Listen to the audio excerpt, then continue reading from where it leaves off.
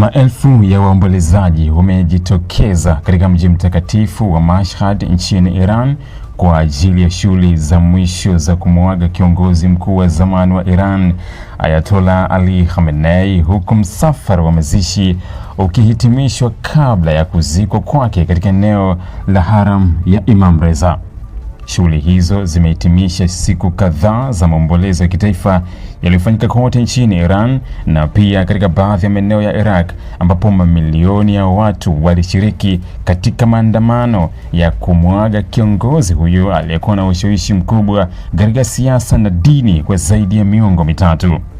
Katika mji wa Mashhad, maelfu ya wananchi walijaza barabara tangu alfajiri wakisubiri kupokea msafara wa jeneza la Khamenei. Waombolezaji walionekana wakipeperusha bendera za Iran pamoja na bendera za kidini, huku wakiimba nyimbo za maombolezo na kutoa dua za kumwombea marehemu.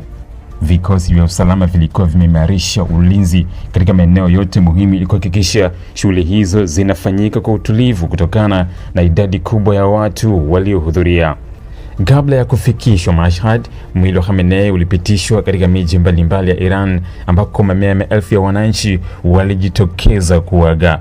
Aidha, nchini Iraq kulifanyika maandamano makubwa ya maombolezo katika mji mtakatifu wa Karbala, ambapo waumini wengi wa Kishia walikusanyika kutoa heshima zao za mwisho kwa kiongozi huyo.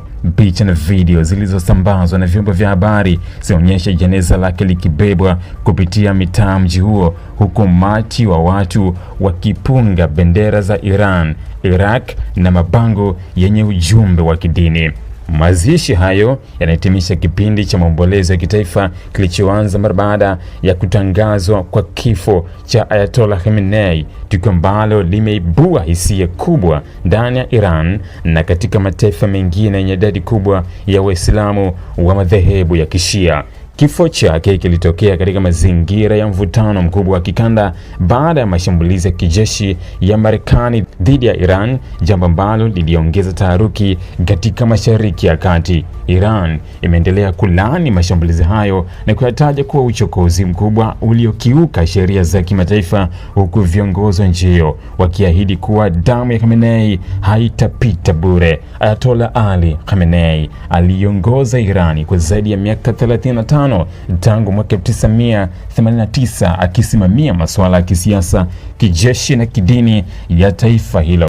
Katika kipindi chake cha uongozi kulishuhudiwa migogoro mbalimbali na mataifa ya Magharibi, vikwazo vya kiuchumi, pamoja na kuimarisha ushawishi wa Iran kupitia ushirikiano wake na makundi washirika wa kikanda. Mazishi yake yanatarajiwa kuwa moja ya matukio makubwa zaidi ya kitaifa katika historia ya Iran ya kisasa, huku viongozi wa kisiasa, wanajeshi, viongozi wa kidini na maelfu ya wananchi wakihudhuria kutoa heshima zao za mwisho kwa mmoja wa viongozi waliotawala kwa muda mrefu zaidi katika historia ya Jamhuri ya Kiislamu ya Iran.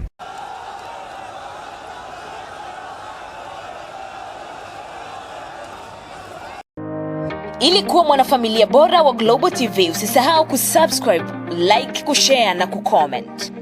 Baada ya kusubscribe, bonyeza alama ya kengele ili kupata taarifa kwa kila video inayopanda Global TV Online.